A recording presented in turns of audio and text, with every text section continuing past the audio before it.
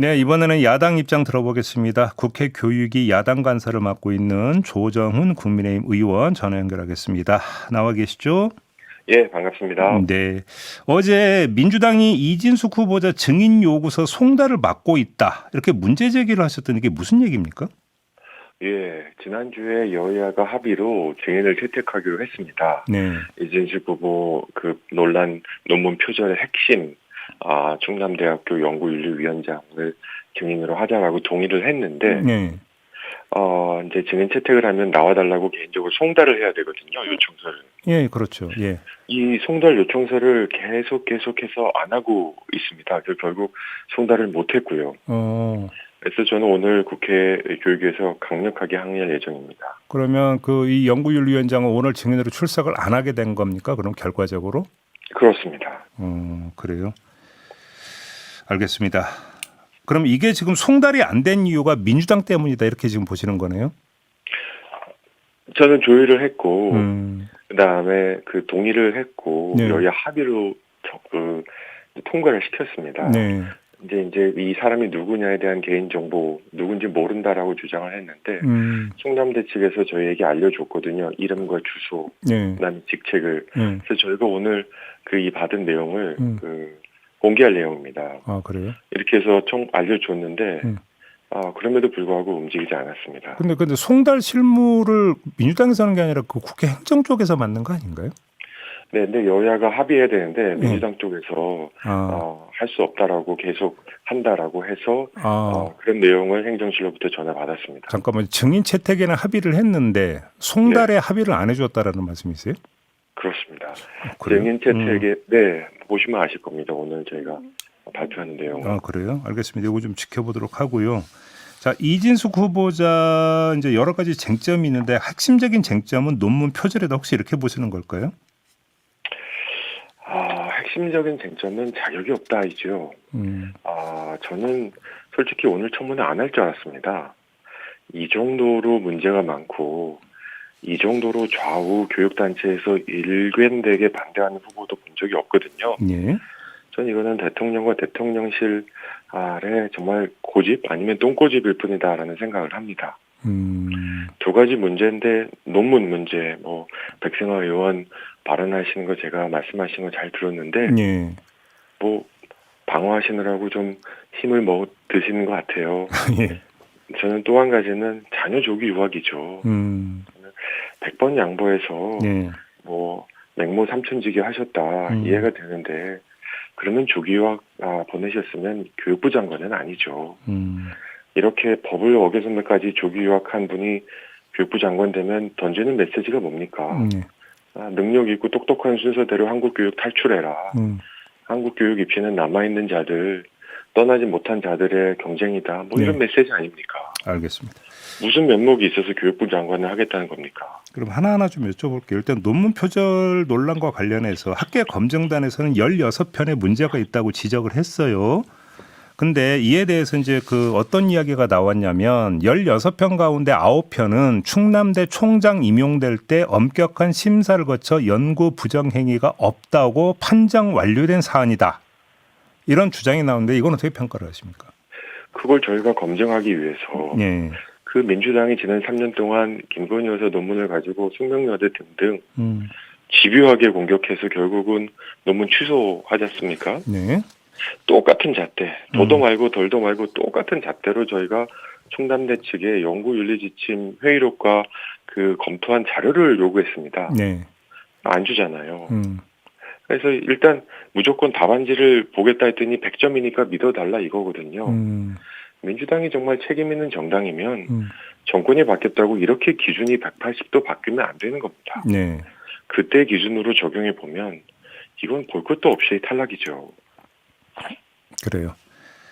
알겠습니다. 그런데 또 이제 이 제1저자 등재 이런 문제에 대해서는 그런 논문 같은 건 자신이 주도한 것이다. 또 이런 해명을 내놨는데 이건 어떻게 평가를 하십니까? 저는 거기서 좀 안쓰럽다. 그렇게까지 교육부 장관 하고 싶은가. 진짜 100번 1000번 양보해서 논문을 같이 쓰는데 본인이 더 많은 기여를 했고 실은 제자는 그냥 교신 저자 자격밖에 없었는데 내가 위에서 주 저자를 해줬다. 근데 그분은 그게 학위 논문이었거든요. 네. 박사학위를 받고 어디선가에 교수라든지 강사라든지 활동을 하고 계실 텐데 이거 만약에 뒤집히면 네. 조국 전 장관의 딸처럼 다 자격 상실이 됩니다. 어떻게 본인 하나 살겠다고 이런 여러 제자들의 앞뒤를 이렇게 순식간에 무너뜨릴 수 있을까? 네. 정말 학생을 보호해주는 선생님의 그런 옛날에 그런 선생님의 역할을 생각하는 건 너무했나요? 이 정권에서는 그런 거 안 하는가요? 이건 아니죠. 알겠습니다. 자녀 조기 유학 문제를 조금 전에 이제 먼저 말씀을 주셨는데 이 자녀 조기 유학이 심각하다고 보시는 이유가 공직자이기 때문일까요? 아니면 교육부 장관이기 때문에 더 의미가 있다고 보시는 걸까요? 뭘까요? 저는 이 두 따님을 유학한 학교를 봤더니 예. 이게 기숙사 학교 소위 보딩스쿨이고요. 예. 학비만 연 1억이 넘고요. 예. 학교 근처에 이 집값은 100억을 넘어요. 정말 초호화 유학이라고 봅니다. 네. 100번 양보해서 안식년 시절 갔는데 아이들이 미국을 너무 좋아해서 다시 돌아와서 다시 유학을 보내기로 했다. 그러면 좀 상식에 맞게 해야 되는데 정말 최상류층, 미국에서도 최상류층이 찾는 엘리트 스쿨에 보냈습니다. 네. 자, 이렇게 했다면 교육법을 어겨선만까지 중학교는 못 보내는 거지 않습니까? 그렇게 했으면 내가 아무리 아이를 사랑하는 마음에 보냈지만 불법은 아니라고 해도 네. 교육부 장관을 맡을 수는 없습니다. 과기부 장관이나 뭐 건축 관련된 뭘 하든지 이건 제가 100번 양보할 수 있지만 우리 아이들 입시 때문에 끙끙 앓지 않는 학부모가 누가 있습니까, 대한민국에. 네. 그런데 이렇게 떡하니 그래 입시로 힘들어 조기 유학 보내. 돈 없어? 그럼 네 탓이지. 이 메시지 왜 뭘 줄 수 있습니까? 저는 이건 정말 이렇기 때문에 어제 정말 이 정부의 탄생에 적극 기여한 정규조조차도 반대하고 소위 보수 교육단체는 다 반대하는 거 아닙니까? 네네. 지금 이재수 후보에 대해서 지지를 찬성하는 교육단체가 하나도 없습니다. 이렇게 좌우 정말 한 단체로부터도 지지를 받지 못하는 교육단체입니다. 후보가 있었을까 싶습니다. 알겠습니다. 다른 사람으로도 교육부 장관은 이러면 안 된다 이런 말씀이시겠네요. 정리를 하면. 사회자님은 화 안 나십니까? 자, 또 하나 여쭤보겠습니다. 서울대 10개 만들기 이건 가능하다고 평가하십니까? 어떻게 보십니까? 서울대 10개 만들기 위원회 해가지고 아마 교육부 장관까지 가신 것 같은데 네. 서울대 10개 만들기가 과연 그냥 콘크리트로 대학교 10개 만드는 건축 프로젝트가 아니거든요. 이 교수님이 건축과 교수님이라 그냥 서울대 비슷한 건물 전국에 10개 만들면 된다고 생각하시는 것 같은데 그건 아니겠죠. 네. 이게 대학을 복제한다고 명문이 되지 않습니다. 네. 노무현 정부 때부터 서울대 폐기론을 얘기했다가 결국은 폐지했지 않습니까? 네. 저는 좋은 대학은 간판이 아니라 생태계에서 나온 거고요. 어떻게 하면 지역에 있는 대학들이 지역과 산업과 대학이 손잡고 협력할 수 있는 생태계를 만드는 거지. 네. 그냥 자극적인 서울대 10개 만들기. 이거 진짜 5년 내에 할 수 없는 공약이라고 생각합니다. 알겠습니다. 초중등교육 분야에 대한 전문성은 어떻게 평가를 하십니까? 아이들 고등학교 보내본 적이 없지 않습니까? 예. 입시도 안 해봤고. 예. 내 30년 전, 40년 전 내가 고등학교 나왔다고 입시 전문가라고 하고 초중고등학교 교육 전문가라고 하면 그 범위가 너무 넓지 않습니까? 설마 후보가 오늘 청문회장에서 내가 초중등 교육 분야에 전문성이 있다고 하진 않으리라 생각합니다. 그래요.